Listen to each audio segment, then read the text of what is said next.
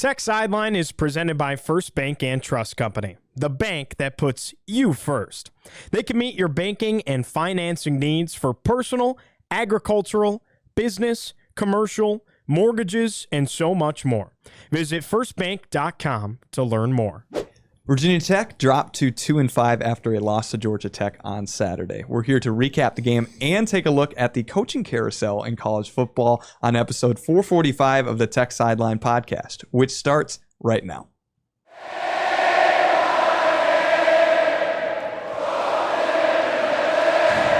We're recording on Monday, October 13th, 2025 from the Tech Solutions studio in the Virginia Tech Corporate Research Center. If you're watching the show, make sure to like the video, subscribe to the channel, and refer the show to a friend. I'm your host, Riley Klaus. Today, I'm joined to my left by lead analyst and columnist Chris Coleman. Across the way, our managing editor, David Cunningham. To my right, senior staff writer Andy Bitter, and producing the show behind the scenes, as always, is Mr. Nick Brown.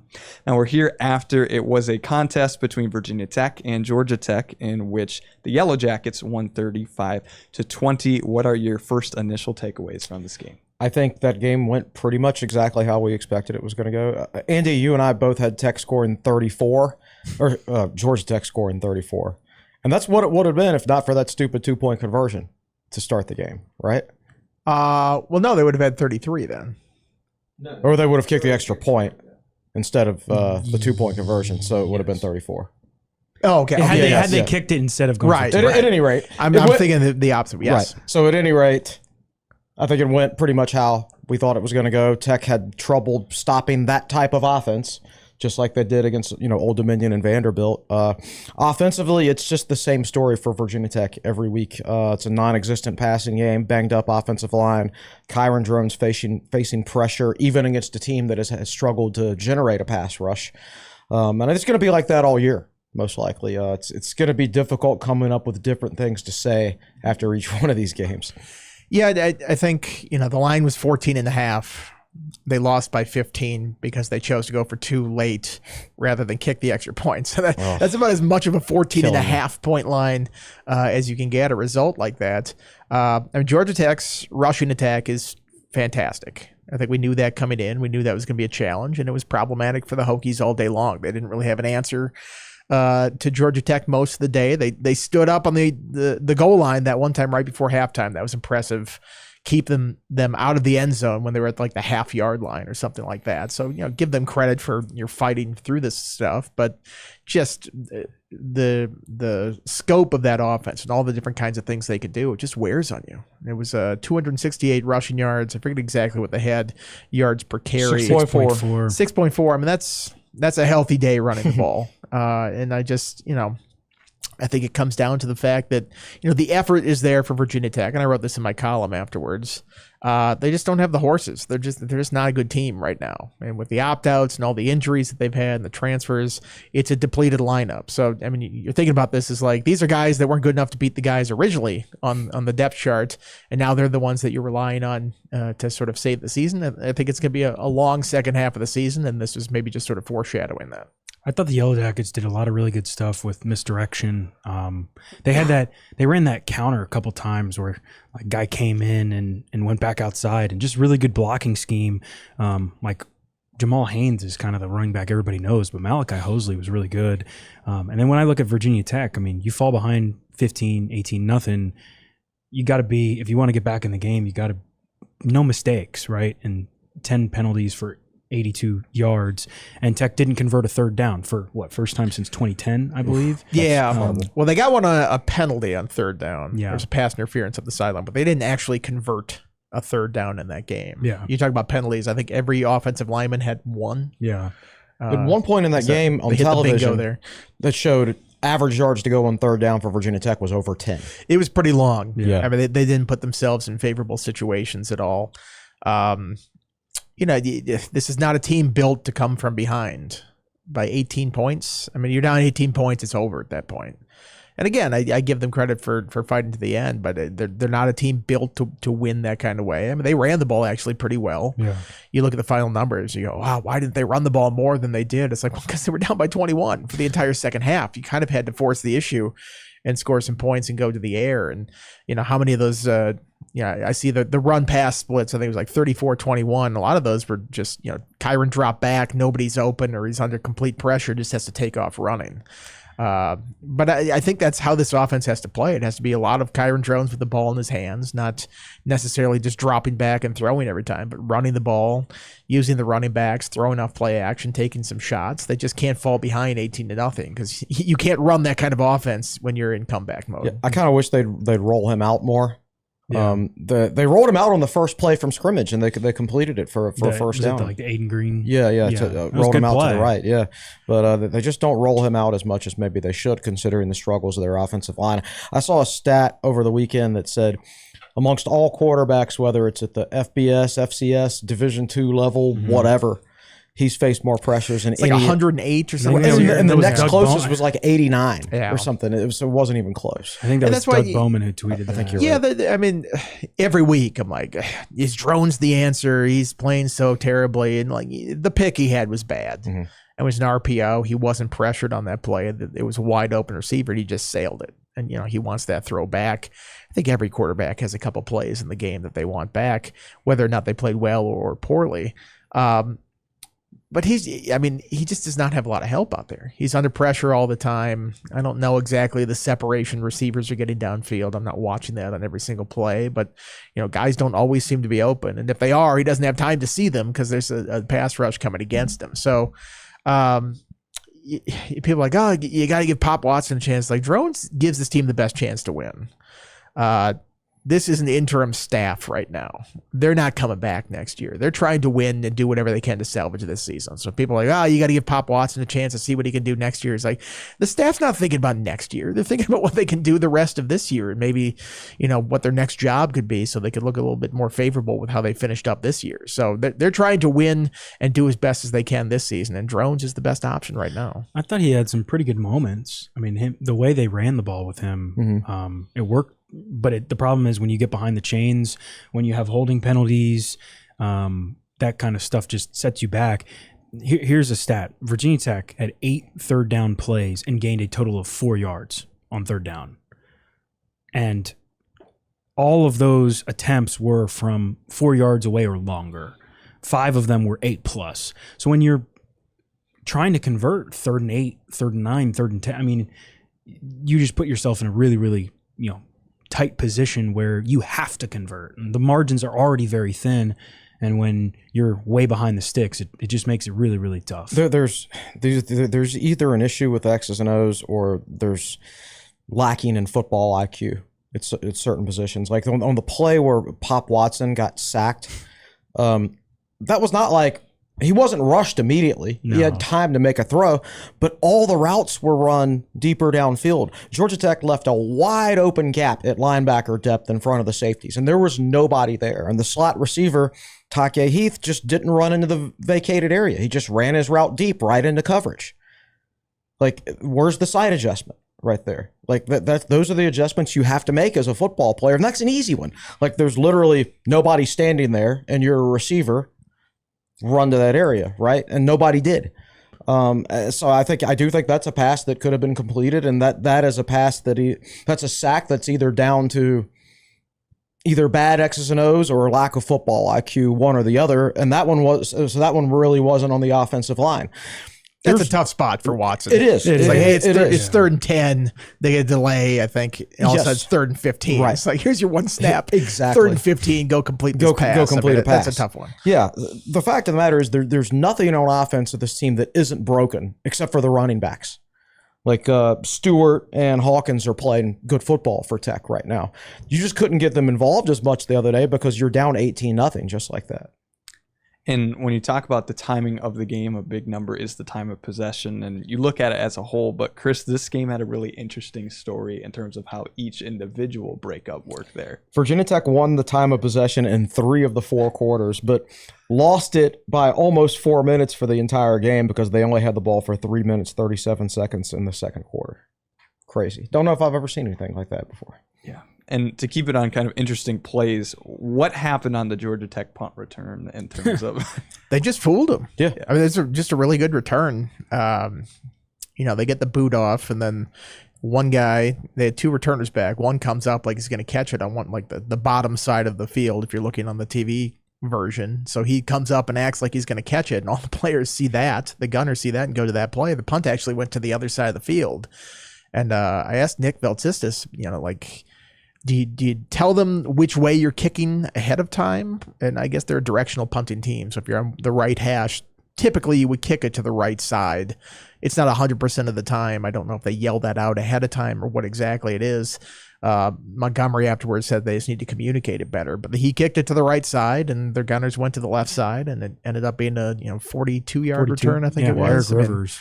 That was just a really nice play. I've seen that play in college and the NFL before, and you always kind of wonder, it's like, don't they know which direction they're going beforehand? I guess you can't always guarantee how it's going to come off the foot or something like that, but it's just a communication deal. And again, that's one of those special teams plays that pop up, and it's a difference maker. And it seems like there have been more on the other side of the field than for Virginia Tech this year. When looking at the game, it did get as close as 21-14 in that third quarter. But what happened the rest of the way that allowed the Yellow Jackets to just seal the deal? Tech, that was a busted play on that touchdown, of course. Busted coverage. Those count too, though. They count. The They Jerickis absolutely Harrison count. touchdown. That was definitely 4th and 9. Right. So, at first I'm like, why are you going in for it on 4th and 9? You can barely complete a pass. You just take the 3 points that they're giving you, right? But that's 50 yards of field goals for John Love for a buy-sell. It would have been halfway there. You got to think about things like that. Didn't even kick one. Didn't even kick one. I know. It's crazy. Look, Georgia Tech is just better. So that's what happened. I mean, the longer the game went, the more they were able to, exercise their dominance. And it was going to be certain things needed to happen for Virginia Tech to stay in that game. They would have needed to win the turnover margin and probably hit some sort of big play on special teams. Instead, the opposite happened. They hung in there, but again, Georgia Tech looked better like we thought they would. Yeah, I mean, you talk about the turnovers. Virginia Tech scores, make it a one possession game. Next time down, Malachi Hosley had that 15-yard rushing touchdown, and then Virginia Tech has a chance to answer and drones through that pick over the middle, just a little too high for Takai Heath. A good play, and like that would have been your one chance, right? And yes, it's when you just continue to put yourself behind the sticks. Like Virginia Tech blocked a field goal on the next drive, so it's still 28-14. And then on the first play of the following drive for the Hokies, Aiden Lynch false start. And so you're behind the sticks again. It's one of those things where just self-inflicted wounds, right. I think. You got to be very perfect when you're playing a legit top 15 team in the country. Right. Yeah, and Georgia Tech's good too. And my column afterwards, are like the effort was there for Virginia Tech, which is, something that you can hang your hat on, but then they're just not good enough. And I think some people are like, this is what we're doing. We're like reduced to like efforts. Like, hey, listen, that's what the second half of the season is going to be. Like, I got a great column writing tip from Aaron McFarland back in the day. He's like, whether I choose to rip on a team or praise them or whatever, it's kind of based on expectations going into the game. Like, did they play up to expectations in the game when the line was about 2 touchdowns? They lost by 2 touchdowns. I'm not going to go out there and just like hammer these guys like, they're awful, and like this could be a long second half of the season if you do that for every single game. Yeah. So like, you kind of look at it a different way. It's like, yeah, they did fight to the end of that game. I'll give them that. They're just not good enough. That's just the story of the season right now. And when you fire your coach 3 games in, I think that's going to be the case. Except when you're UCLA, apparently, then you find some magic elixir and you're playing well. There hasn't been that kind of same spark at Virginia Tech. I'm sure we'll talk more about that later. Yeah, absolutely. When you take a look, you mentioned that Georgia Tech is an impressive team. Is this a game where you could look back? Did the Yellow Jackets look like a team that could even win the ACC at all? That's down. I don't think their defense is good enough. It's the ACC. Right. Come on. What are we talking about? Like Virginia and Duke and Miami? Are these the most consistent, reliable teams in the country? And let's not forget that Georgia Tech should have lost to Wake Forest. Don't say that. They're going to get in the comments and say that there were other missed calls in that game. Yeah, but Georgia Tech's they're a very solid team with an incredibly tough to defend offense. And that's going to keep them in every single game that they play this year, possibly on the winning end of it. I mean, I don't really know. You have to really be on your defensive game plan to shut that offense down. And you're going to have to shut them down for 4 downs a lot of the time. Because if it's 4th and short, they're probably putting the ball in Haynes Kings' hands. And he's going to take off and run straight into the line at 100 miles per hour and probably pick up the first down. So, I just think that's a really tough out for a team. It's a difficult style to play, and that'll keep them in any kind of game they're in. I think they can frustrate you as a defense, and that's a nice trump card to play. It's like, we're doing okay on defense, but they keep picking up yards, moving the chains. It can just be maddening against you. Yeah, and what I'm interested to see, Riley, is like this weekend, Georgia Tech's at Duke. Like that might be, outside of Georgia, that's probably the most difficult game the Yellow Jackets have left on the schedule. So that's Manny Diaz defense is usually all right. So, but yeah, it just seems like Georgia Tech just wears you down over the course of 4 quarters. That offense, and I didn't think the Georgia Tech defense was particularly anything crazy, but made some plays when it matters. Tech averaged 5.5 yards per carry. It was basically like we thought going in. They were kind of weak against the run. Their linebackers don't do a whole lot. They have some questionable safeties, but they're strong at cornerback. They're solid up front, and their cornerbacks make it difficult to pass against, and that's what the box score indicates. Yeah. I don't think there's not any big secrets about Georgia Tech. I think it was one of those things is Georgia Tech just kind of let Virginia Tech make some mistakes. Right. Like you talk about that Pop Watson play. Watson kind of just stepped up into the sack a little bit. That overthrow, drones on the interception. He didn't have his foot planted. His foot was literally in the air when he threw the ball. Like the announcers, at least once were talking about his footwork. Yeah. And it's not there at this point. It's not going to be there. And when we flipped to the defense for Virginia Tech, didn't quite have the best day in run defense and couldn't get a sack in terms of pressure. What adjustments do you think need to be made during the bye week on the defensive end going into future matchups? Adjustments at this point? I don't know. I don't know much about Cal, except Cal is not like the 3 teams like Vanderbilt, Old Dominion, and Georgia Tech. They have a quarterback with negative rushing yardage on the season. They are very much a traditional drop back offense, traditional running game, all of that stuff. So for schematically, eye candy standpoint, personnel, they are much easier to defend. I've got a stat for you. So those 3, the Vanderbilt, Old Dominion, Georgia Tech that you were talking about, those 3 teams are all top 25 in the country in rush offense. Right. Do you want to guess where Cal is ranked in rushing offense? 108th. 126. Dang. And that's at a 136. Right. So you're talking about a rush, maybe a little bit of a favorable matchup there for the Hokies in the running game. And Tech has done well against teams with traditional running games.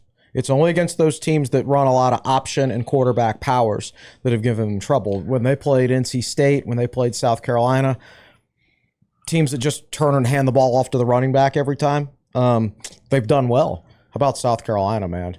Right. They're one of the worst offensive. They fired their offensive line coach. They fired their line coach. Yeah. Oldie teams that run the option or have that's like 90% of college teams. You're going to encounter those in college. Yep. Well, we do want to try to end with a bright spot here in terms of when you're looking at players. You mentioned earlier Derekus Hairston, he had 2 touchdowns, but what can guys like him and others that are maybe younger looking to develop this season still make of this year? Well, you look on the defensive side of the ball, Jaden Keller was out, and then George Balance led the team in tackles and did a good job. Noah Chambers continued to get plenty of playing time. I know the grades are preliminary, but those 2 guys graded out pretty well. Both are honestly better in run defense than Keller. He's kind of like drones. He is who he is. Over halfway through his senior season, and he's never been good against the run. I would play the young guys there because they have a higher ceiling, and quite frankly, I think they're better now against the run. Now Keller's been good in coverage this year, but to me, a linebacker's number 1 priority is to stop the run. I mean, they're called a linebacker for a reason. They back the defensive line. So to me, I think guys like that, Krim is going to play even more. How long's Thomas Williams going to be out? Because he was on crutches. Didn't look good. Didn't look good at all. And so maybe one of those other freshman corners has to come in now because you're already missing Dante Lovett. You're already missing Caleb Brown. Yeah, Josh Clark was out for the whole season. Whole season. Yeah. Thomas exactly Williams right. now. So you got what? IBM. You've got Krim. You've got I'm blanking them all. Right. Knowledge They're all Harrell, hurt. maybe. Knowledge Harrell probably And has to get Deloach. into the mix. Christian Williams, he Yeah, played some Christian Williams, in yeah. that game. I think the red shirts are going to be burned on these freshmen just out of necessity. Yeah. At this point, Joseph Reddish, he started at nickel in this game. I wonder if he can be a corner. He had 6 just tackles. a regular corner. We talk about safeties. They're missing Quentin Reddish. They were missing Christian Ellis. They're missing Koval again. At one point in the game, they were playing 3 true freshmen in the secondary. They had Sheldon Robinson, Brendan Johnson at safety, JoJo Krim at cornerback, Noah Chambers was at linebacker. So 4 true freshmen in the back 7. Yeah, I mean, what are you expecting? Right? It's going to be a struggle defensively. Those guys are going to have growing pains. They can do some good things, but they're also going to make freshman mistakes, which, is it going to affect the outcome of some of these games? I don't think so, because I don't think they're going to be in some of these games that they're playing. So maybe just a good time to get those guys some valuable playing experience, understand who the, where you need to redirect the NIL and the rev share going forward. Back the Brinks truck up for Noah Chambers. I mean, just every week, every tackle he makes. He hits people. Thankfully, he didn't get a target in on that first one. I know. That would have been a bad targeting call because it wasn't. First of all, like Haynes King sort of lowered his head at the last second on that. Unlike the one on Takai Heath on the sideline. That one was terrible. I can kind of understand how they didn't call the personal foul late hit. Because he came He back kind in. of was out of bounds, barely out of bounds, and And kind as of came defender, back in like he was still running. You can't assume they're going to blow the whistle if you're a defender. And but then he goes out of bounds, and the guy crown of the helmet straight to the face mask in front of the entire Virginia Tech sideline. So they're going apoplectic on the sideline. It's not like, well, we didn't know, nobody notified us. Like the whole sideline told you about that. And then I think they called timeout after that. It's like, well, if you reviewed that, wouldn't you announce it first of all? Yeah. I don't understand the consistency of the targeting call. And I guess the last drone hit, I think people were saying that possibly could have been a targeting on that one. I didn't see it. I was kind of busy finishing up my story and stuff like that. So I can't really speak on that one. But going back, I watched that Takai hit a couple times. I'm like, they've got a great point. That was targeting. I don't even know how you don't review that or stop the game to review that. Yeah, agreed. Yeah, on the young guys, I mean, I thought like Joseph Reddish, he had 2 TFLs where he just came and laid somebody out, and he's somebody we haven't seen much of this year. And Jordan Bass had that one play where he just smacked the guy. Tech came to hit in this game. Yeah. This was their biggest hitting game of the year. You saw some really big hits in this one. Bass. Well, Bass had to come off after that hit. He did. Yeah, he knocked himself out. Yeah. Chambers, hits people. Chambers had the huge hit in the preseason that time we were at practice and just yes, he did. Sent the running back into the running backs coach, and basically the whole running back room was down on the ground after that play. Though. Yeah. That dude can hit. But yeah, look, if you're not gonna redshirt them, then play them a lot. Don't get to the end of the season and you're like, oh, he got 60 snaps this year and didn't redshirt. Not get him 200, 300 snaps. Justify burning that red shirt, and I think they're going to do that now. Well, I think Krim is the only one who's actually gone over now. I think he's played 5 right. games. Everybody else, you still could, but I mean, they've got to play. They don't have guys on defense otherwise. So I mean, I say play them, get them out there, get them some experience, and ideally keep them for next year, and then they're better prepared for next season. Yeah, I thought the point you made in your 5 thoughts yesterday, just about the injuries mounting up. It's like the example you used was the tweet from Mike Nizelak in Indiana. It's like Indiana has 3 guys hurt, right? And it's like Virginia Tech has 21, more than anybody else in the ACC. And I don't want to sit here and say oh, guys are sitting out and they're not hurt or something. I believe they're hurt. I think there's a difference between how hurt are you? And if you're playing for something, it's like, I can gut this out. I can play this thing. And I use the example, Kirk Gibson can make a pinch hit appearance in the World Series when he's hobbled. Would they do that if they were 15 games under 500 in August? Probably not. They're not going to put him out there in that situation. I bet you he wouldn't want to go out there in that situation. But if you're playing for something and you're Indiana and you're a top 5 team now, I mean, how weird is that? Indiana is a top 5 team. I think you'll play through anything. Yeah. So it's sort of the difference. I mean, Virginia Tech had 21 guys listed as out on the availability report this week. That was the most in the ACC. And I think you're going to see that for the rest of the season. They're legitimately beat up at a bunch of spots. But I think a lot of guys where it's like, should I go? Should I not? Like, why do you risk it for a team that's right now 2-5? Yeah. And, there's a difference between being hurt and injured. And, sometimes some players have difficulty establishing what that line is. About half of those guys on the injured list are guys who were either walk-ons or don't play to begin with. But the injuries they do have are pretty critical. When I just sit there and look at the two safeties, who I think have been Virginia Tech's best two safeties this year, Reddish and Ellis, and then I look at Tech's major issue on the back end in games like this, you sure could use those two guys, right? Yeah. Look at the one game Ellis has played in the last 4 games. He was the difference in that game. Right. He broke it up at the end, and he broke up the pass in the end zone also. At NC State. At NC State, right. And I'm not saying, one guy would have made a difference in this game, but, you get 2 or 3 of those guys back, and you never know. You give yourself a much better chance. Yeah. It's just when you have to play this many backups, there's only so much you can do from a and not just coaching backup, standpoint. but like we're talking Deep true backups. freshmen. Right, We're right. talking guys who are these are the first couple games of college that they've played. Like I think a guy like Quentin Reddish seemed like he was going to have a really bright season, and he hasn't done much of anything because he's been shelved. I think it was good to see Caleb Woodson back, and he made some plays, and seems like he graded out pretty well on PFF. Yeah. So like that's a positive, but yeah, I think it'll be just tough, particularly on the defensive side of the ball in that back end. Riley, like they're just so banged up back there. It's tough to kind of put the group together. Well, let's close the book on this matchup between Virginia Tech and Georgia Tech by taking a look at some of the standout numbers from the contest. So, David, you've got stat time with Scott Glesner. Stat time with Scott Glesner. Nick told me it's presented by Rich Webb, so we'll go with that. Over your left shoulder. Over my left shoulder. Oh, there you go. This is the third time Virginia Tech has allowed its opponent 6+ yards per rush in a game this season. From 1971 to now, this is the 7th season the Hokies allowed 3+ games of 6+ rush yards per attempt. The last time it happened was 2023. It happened in 1973, 2010, 2018, 2020, 2021, and now 2023, and then now, of course. It only happened once under Beamer, which was 2010. From 1993 to 2009, Virginia Tech only had 3 games total of allowing 6+ rush yards per attempt, which is pretty crazy. We're talking over 26 seasons.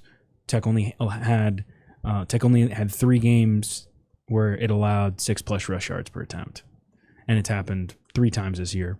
Since 1985, this is the 15th time Virginia Tech has recorded 0 sacks and 0 turnovers, 7-time post-Beamer.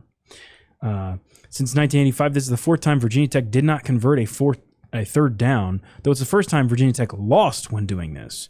It had the 92 tie versus NC State, the 2003 win versus UConn, and the 2010 win versus Central Michigan. I was at the latter. How about that? Virginia Tech now only has 5 turnovers forced in 7 games, and Virginia Tech still has not prevented a team from scoring once they hit the red zone. Not even a random end of half or game scenario. 27 for 27 with 20 touchdowns. Obviously, Georgia Tech got in there earlier. Tech stopped them at the end of the first half, and then Yellow Jackets settled for a field goal. Tech also lost the turnover battle and lost the game. This is the 3rd time since 2018 Virginia Tech has allowed more than 14 points in the first quarter. UNC 2020 and FSU 2023. The previous 3 times before that, though, resulted in wins. Tulsa in 2015, ironically, Philip Montgomery. Arkansas 2016 and East Carolina 2017.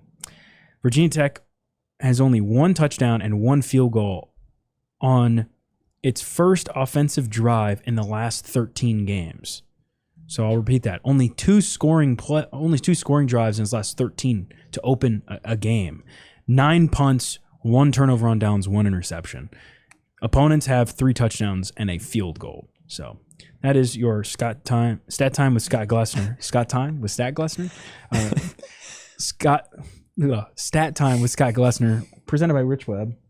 And Nick, I really like these helmets. Yeah, shout out Will. Yeah. Shout out Will and Clark Rowland, Nick says. Cool. There we go. Well, we're going to talk about what the Hokies need to do during the bye week and what the rest of their schedule looks like, while also taking a glance at the coaching carousel throughout the country after a message from one of our sponsors at Tech Sideline. Are you ready for a custom home tailored to your distinctive lifestyle? At Tyrus Homes, a leading custom home builder in the New River Valley, we pride ourselves on crafting exceptional residences that our clients love to call home. Whether you're a first-time buyer, a growing family in search for more room, an active adult seeking a relaxing retreat, or looking for a higher-end custom home that offers luxury and sophistication, we have the perfect solution for you. Discover how you can bring your dream home to life at tyrushomes.com. That's TYRIS homes.com. All right, well, now let's talk about some of the upcoming events and overall the big picture of college football right now. And we start with Virginia Tech, who has a bye week this week. Now, a lot of people perhaps can overrate how impactful the bye week could be, but given the situation Virginia Tech is in, with injuries and other things, how beneficial can this week really be for the Hokies? It always comes at a good time, doesn't it? Yeah, it always does. No bye week has ever come at a bad time. Right. No open week. Right. It's not a bye week. A bye means you advance in a tournament in a round. So I think we've lost the good fight on getting that correctly stated. Yeah, I think you're right. Unfortunately. So the off week, the open week, the idle week, however you want to say it. It gives them a chance to rest up. I mean, we mentioned all the injuries they had before the break here. They're pretty beat up. They could use this time to just get healthy, to rest. Coaches typically use this off week as a chance for young guys to really get an opportunity. And then they have a short week right after that, Friday night game against Cal, so they can get a jump start in preparing for that as well. Yeah, and I think just look at that schedule. How many of those games are winnable? I mean, technically they're all winnable. College football is crazy this year, right? You're seeing games. And the way Florida State's playing, you never know. Maybe my original prediction about the Florida State game will be correct. But did you see the stat that David Hale had out there? Like over the since late September last year, 46 teams in the country have more wins against ACC schools than Florida State. They've lost 8 straight ACC games, but beat Alabama in the middle of all that. That's why college football is so unpredictable. So Florida State is 1-10 since suing the ACC. I mean, it's one of those truly like you hate to see it type the things. ACC ought to sue Florida State at this point. My God, I mean, for holding the league back, it's ridiculous. But on paper, Cal's like really your only truly winnable game from here on out is what it looks like. So if you can get a really good game plan with this extra week and get healthy this week, I want to peek at the Cal game because that's the game Virginia Tech has the best chance to win for the rest of the season. Ideally, this is a kitchen sink game. Like throw everything you got. Maybe save some for UVA at the end of the year. Right. But I mean, if you're going to win one, this is the one that's on the schedule. That's don't hold anything back. Open up that playbook. Whatever trick plays you got, let's win this game. Because if Virginia Tech doesn't win this game and they go 2-10. There's only been one time in all of Virginia Tech history where they've lost 10 games in a season, and that was 1950. And they went 0-10 that year. There's only been 3 times in Tech history where they've lost 9 games, including one of those was 1950. One of them was what? And one of those was Beamer's first year when a bunch of dudes were academically ineligible. I mean, it's very much on the table. This could be the worst season in 50 years. Yes, we're not only flirting with history how here. did you We're pretty much engaged. I was gonna say, how did you describe it? Virginia Tech is wetting We're it. about to wipe it up. No, past the flirting stage. The competition for one of the worst seasons of the last 50 years was 2022. I know. I mean, this happened in the last 3 years. You look back at that year and 3-8. They didn't play the UVA game at the end of that year. You go to like College Football Reference, they have that SRS measurement, sort of an analytical way of doing it. And 2022 is like the only season. It's like 1950, 1949. Like you have to go way back for when it was really bad. But modern history, you might be seeing it this year. This is a pretty rough season all around. Yeah, but I think this is a good opportunity for, like Andy said, just like you got to get your legs back under you. You look at like the availability report, like any of those guys would help anybody. Like they just need, especially in the secondary, they just need bodies. Maybe we'll find out more about Thomas Williams and his status this week. That didn't look very good, but I mean, if they can get one or two of those safety, if they can get a Christian Ellis back, like that could make the difference in the Cal game. Sure. You know what I mean? So, and like Andy said, planning for Cal and throw the kitchen sink at the Golden Bears, apparently. It's a Friday night game. Just give the fans something to be happy about at home this year for once. Let's win a Friday night home game, so at least we can have that to hang our hats on, so to speak, right? Because those last two night games at home, they didn't go as planned. Yeah. Well, that's what the rest of the schedule looks like for Virginia Tech. Now we're going to go with some big storylines across the country, in which the biggest one so far this week, James Franklin, the head coach at Penn State, is no longer with the Nittany Lions. He's been there since 2014.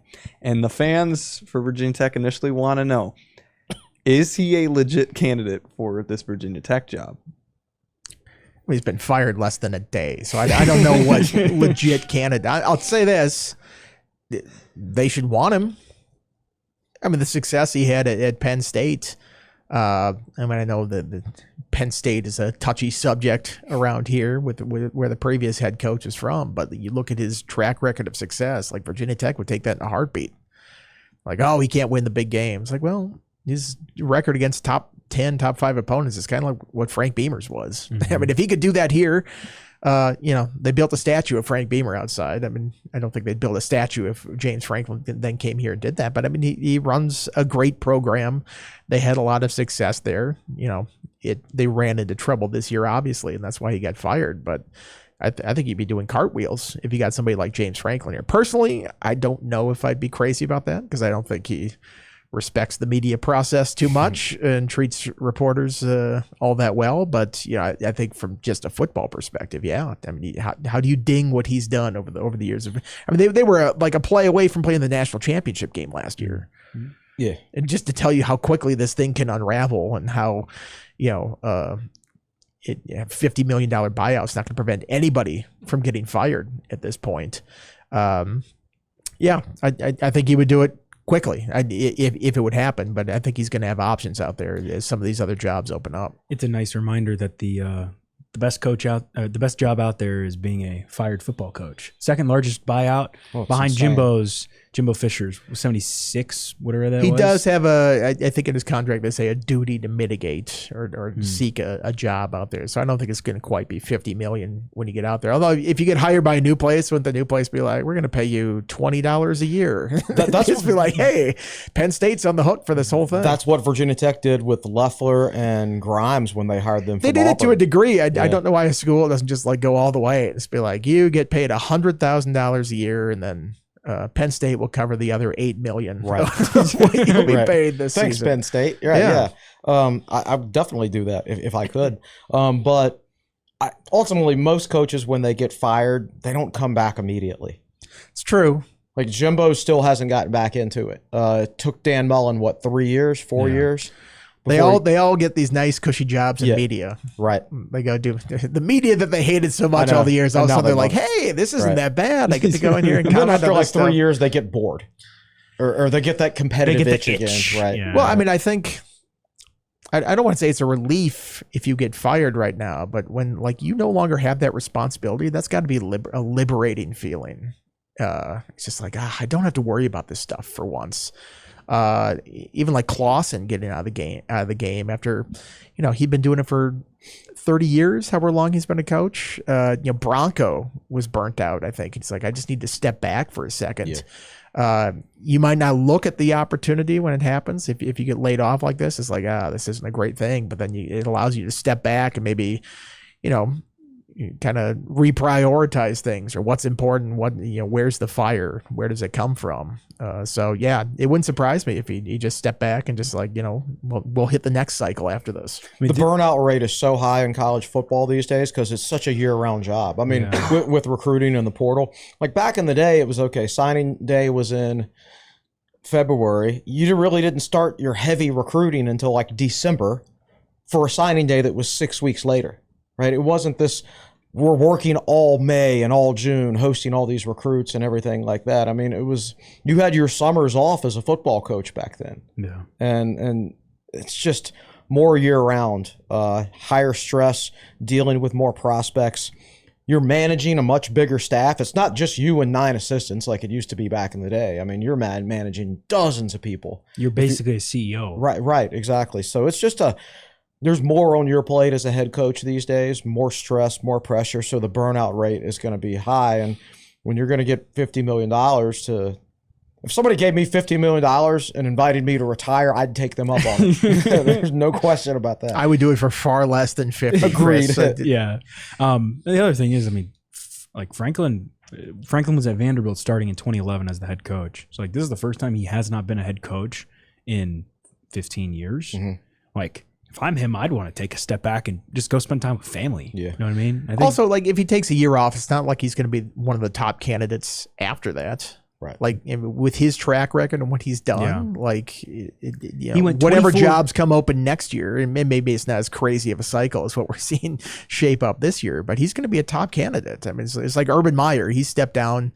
You know, he had national titles to his on his resume there, but he steps down from Florida, and Ohio State opens up, and boom. Great situation, goes and wins a national title there. Yep. he has a career record of 128-60, Right. and they won 10 plus games the last 3 seasons prior to this, and had 3 11-win seasons from 2016 to 2019 too. And at Vanderbilt, he was 24-15. Right.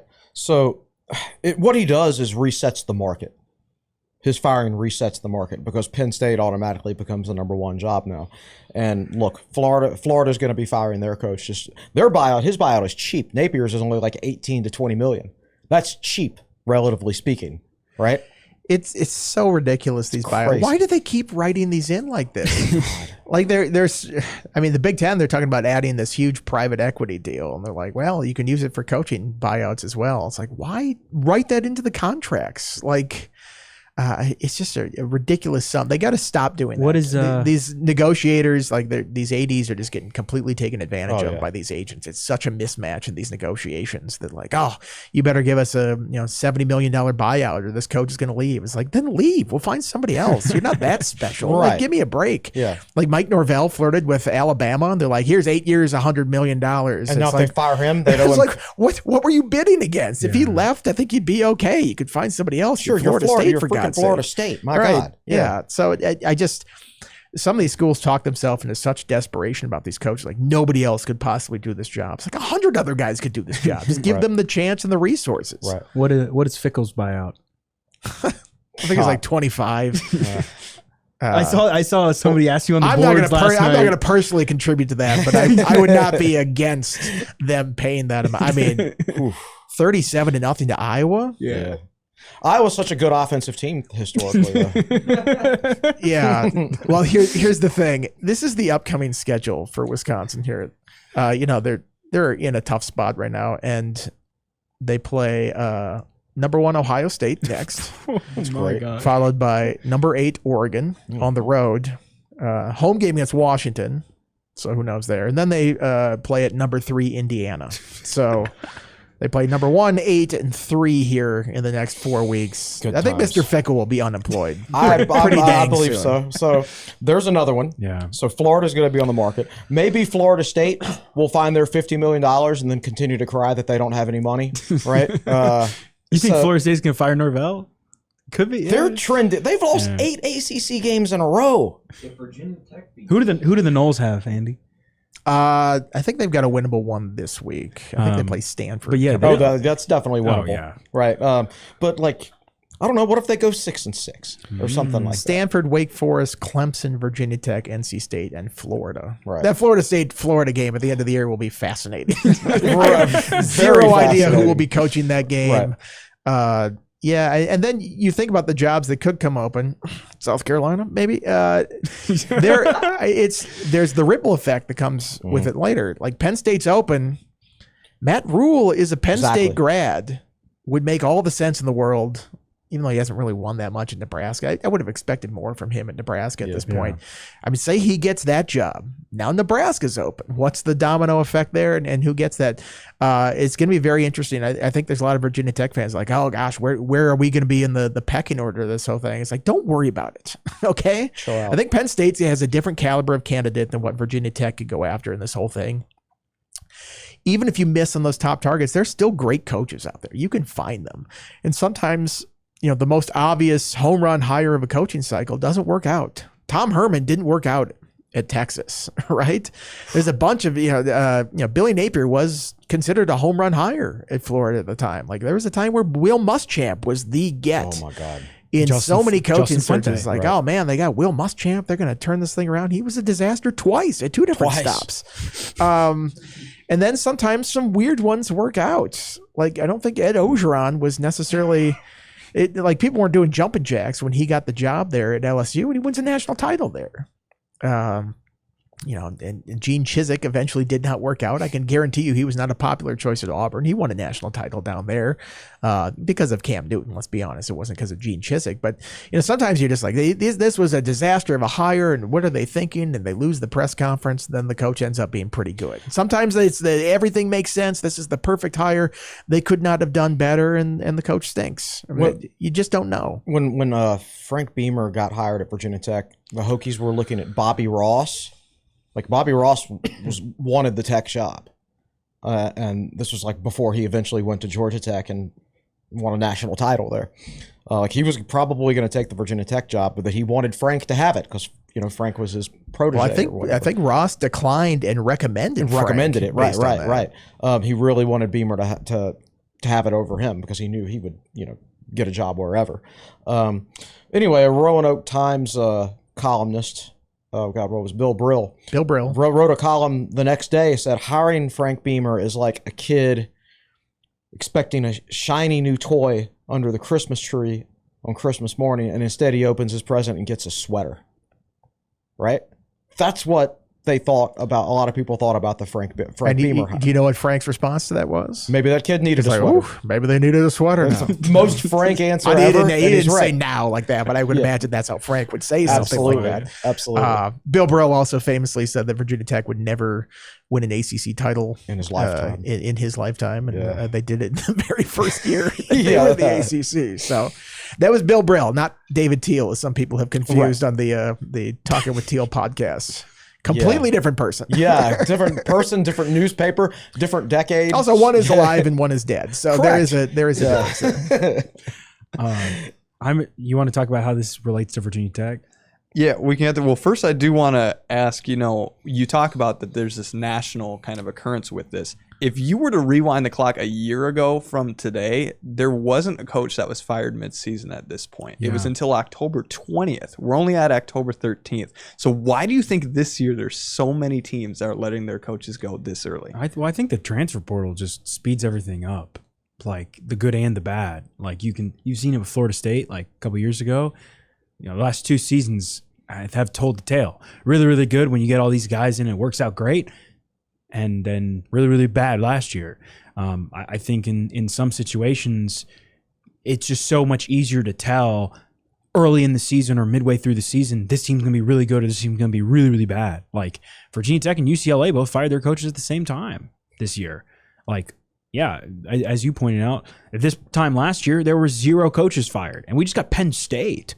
And they went 13-3 last year. Like, I think the whole process is just being sped up, and once some people fired, it's like, okay, fans start clamoring, and it's the floodgates kind of open. And when you've got big time situations where like sometimes it all just kind of lines up, like Luke Fickell, for example, right? When he's not winning there, what's the point of keeping him around for, if things are going south? Same thing with Brent Pry. Like, once you lose the trust of the players, what's the point of keeping him around for much longer? Well, I think the big change this year is all of a sudden all these schools are paying $20 million in salary, right? And then you think of the boosters that have funded stuff on top of that. Before it was regulated, quote unquote regulated. I don't know exactly how well the regulation has worked. People were just dumping money on these rosters, and it's 20, maybe 30 million on top of the rev share on top of that. If you're not getting a return on that, and the return is wins, if you're not getting the results that you want, if you're a booster that has a lot of money, you're going to throw that power around and like, get this guy out of here. Like I gave how much money to this program and they're lousy. Like, I'm not going to stand for that. So I think, the price of poker has gone up. I say that all the time with this college sports, because that's what it is. Like, you have to spend a lot of money. Now you look at some of these conferences, basing revenue that they take in based on success. So you need to be successful in that regard. And if you're not there, you're losing even more money. So there's so much money that has been pumped into the game right now that I think that amps up the pressure on coaches to succeed. And when it is not going in a direction where you see a path forward or it's not meeting expectations, I think people say, get this guy out here, get somebody new. Did you see what the Pittsburgh newspaper editor tweeted about Adidas and Franklin?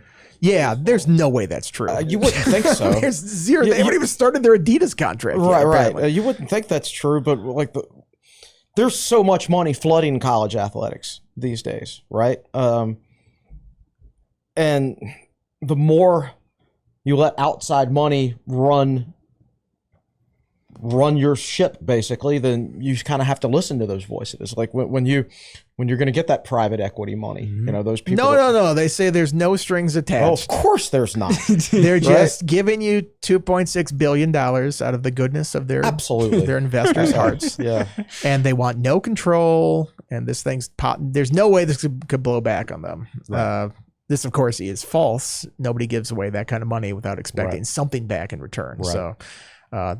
The whole thing just strikes me as ridiculous. It's crazy. Like, you need the Big Ten of all conferences. You need more money. Like, what are you doing? Penn State's they're already got the $700 million renovation to their stadium. Right? Yeah, I just like how rather than like look inward and go, maybe our economics are out of whack in this whole thing. To steal another Frank Beamer phrase, they're out of whack there.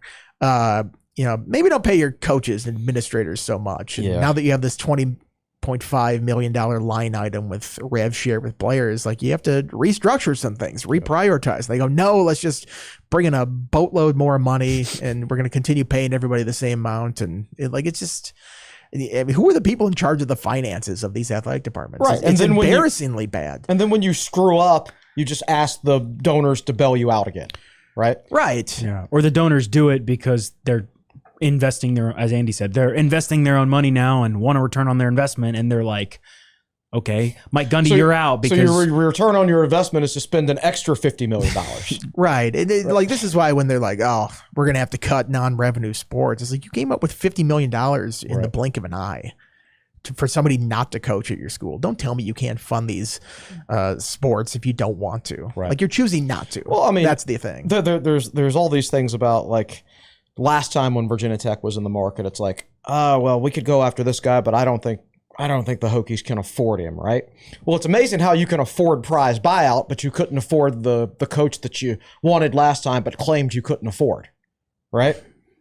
It's amazing that you can cut when people are really determined and they really want something. I Right. think this process shows that you can come up with money in a variety of ways, and it's not just Virginia Tech, and it's not just Oklahoma State. It's all over the country. And like, I think that's James Franklin, $49 million buyout.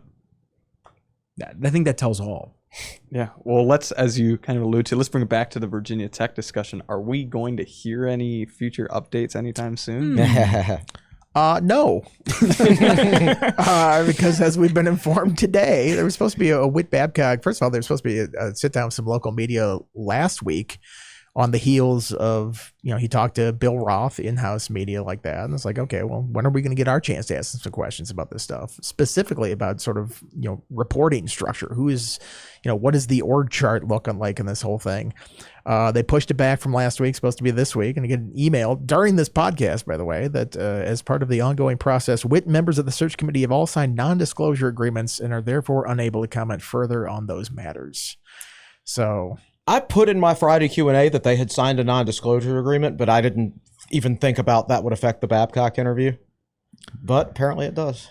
It's probably not a great sign if you're having to like keep your athletic director quiet about talking about any sort of athletic. Like it's one thing about the coaching search. It's like you can't even talk about the structure of the organization. Like it doesn't.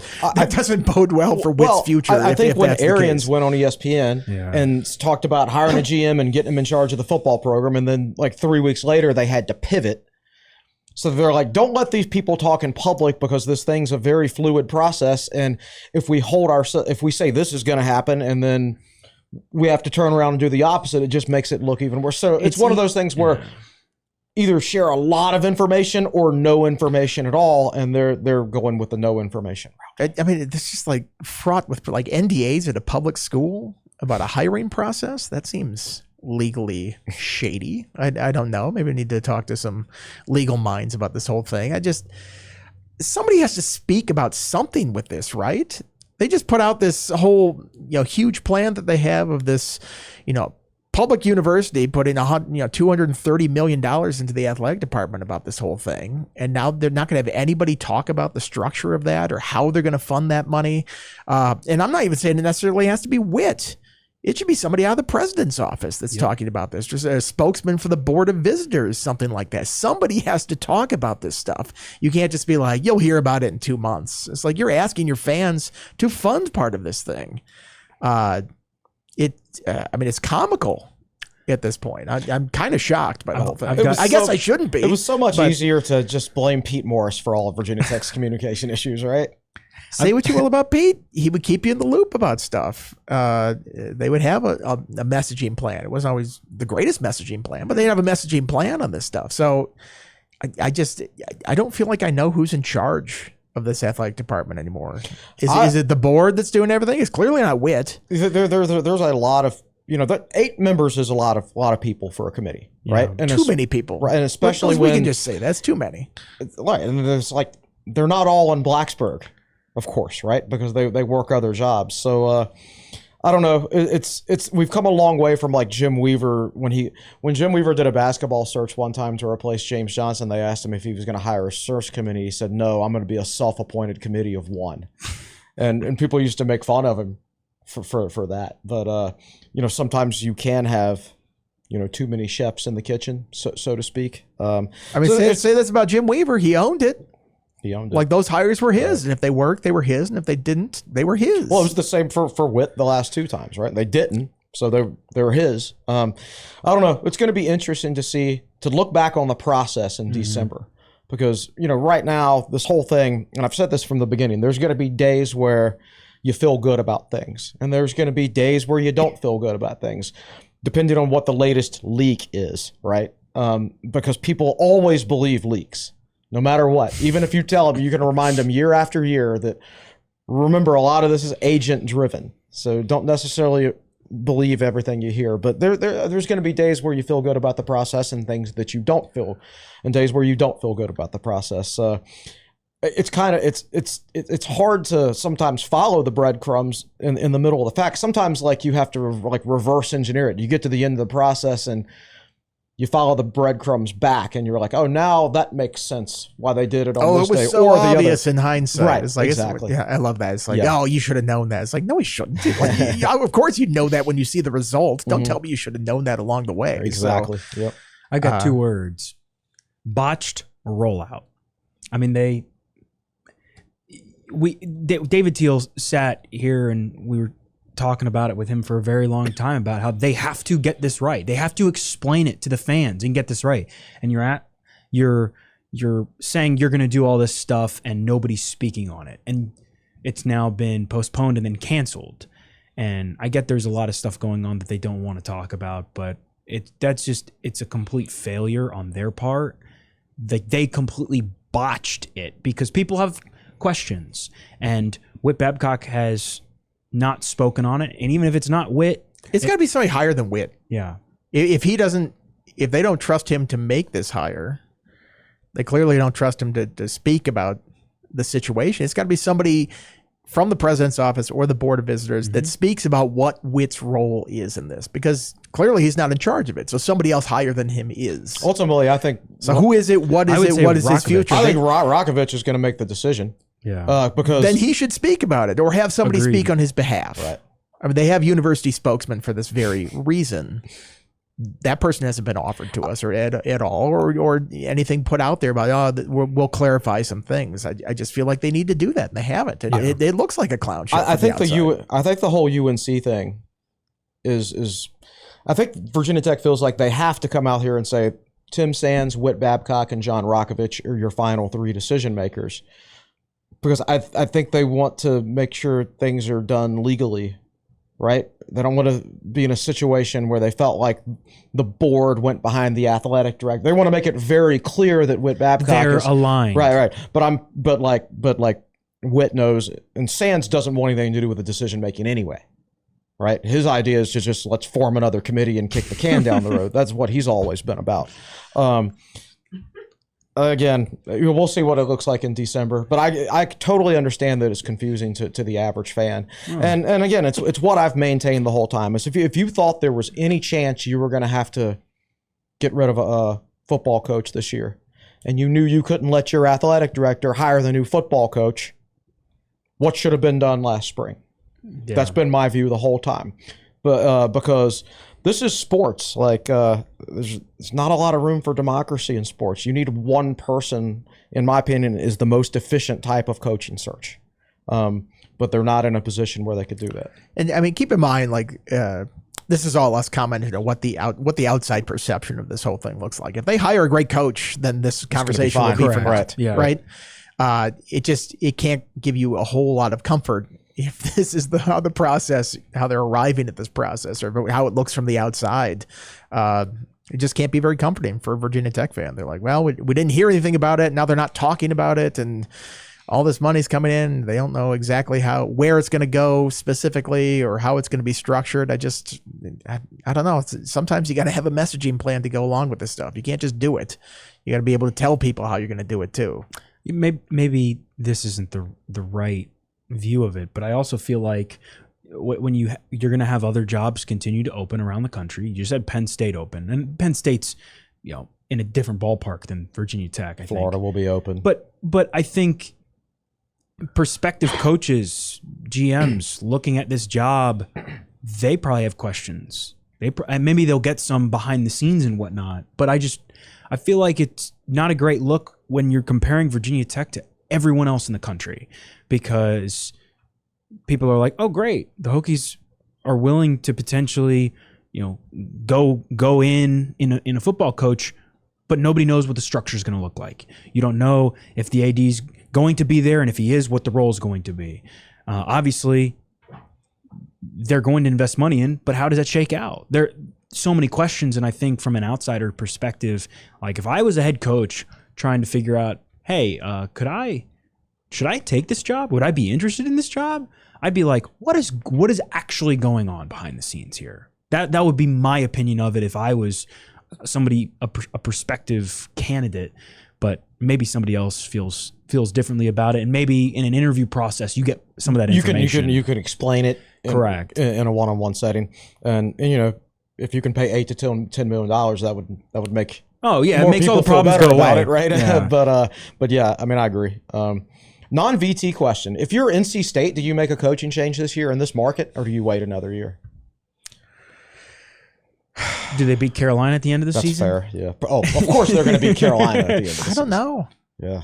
Again, I don't know if it's like, you're going up against so many people, you're not going to be able to get the coach you want. Like, I think you can find somebody still. So I feel like it would be short-sighted to be like, this program is not going in the direction we want. But yeah, we'll give it one more year. It's like you're delaying the reboot or the next stage of your football program by doing that. Like if you decide you have to make a change, make the change, and then go out and find somebody after that. You talk about party of one, make sole committee, self-appointed committee. Boo Corrigan, the NC State athletic director, he's very good at his job. Yeah, like I would feel if I'm an NC State fan, I think I'd feel pretty confident that he can go out and hire a good football coach. Yeah.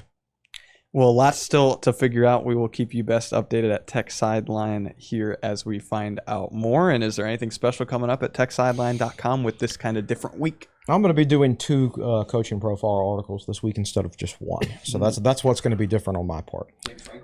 Well, there's no Whit Babcock interview. There's no Whit Babcock interview this week, so I can tell you won't have that. I'll probably do a mailbag. They haven't done one the last couple of weeks, so fire up those questions once I put it up there. Yeah. Nick, for those who did not hear, Nick asked if Chris is going to profile James Franklin this week. I've got an Excel spreadsheet of the guys I'm considering. I might not be able to get to them all. It depends, but some of them are lower down the list of others, not necessarily because like it's my preference or not, but like some of them I just think are a lot less likely than others. Like right now, I probably won't profile Franklin because most guys get fired, they don't start coaching again immediately. So I just think that's extremely unlikely. So I could be wrong. You've profiled 3 or 4 guys now. I've done 4 guys so far. And Summerall I'm doing goalish next. Nice. How was Summerall last week? How did it turn out? Good. It turned out pretty well. Found some interest. I watched an hour-long interview with him with Josh Pate. Really liked a lot of his answers. He was I forget who he was coaching with before. He was like, but he said, if you give me one piece of advice, what should I do? And the guy said, don't hire your friends as assistants. Mm-hmm. So he's like, yeah, I really don't have any friends on this staff.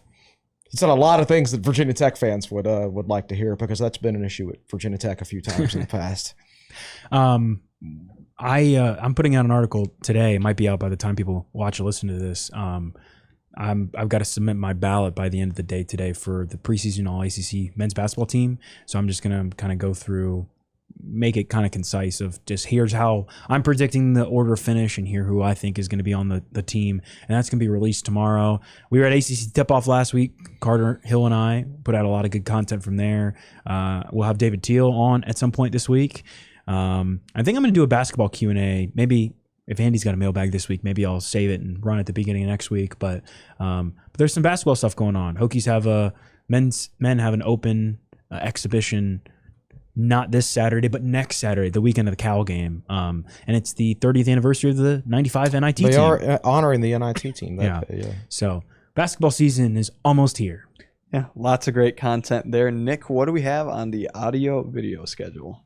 Yeah, I actually fixed my mic, hopefully. I don't know. People will still complain, say I sound like I'm talking from a drive-through window, but it is what it is. So obviously podcast today, tomorrow, I don't know. Wednesday, we'll have Talk with Teal. Later in the week, I've been cooking something up behind the scenes. We'll have a pretty awesome guest zoom in with nearly 200,000 followers on Instagram. You'll see about that. That'll be pretty freaking cool.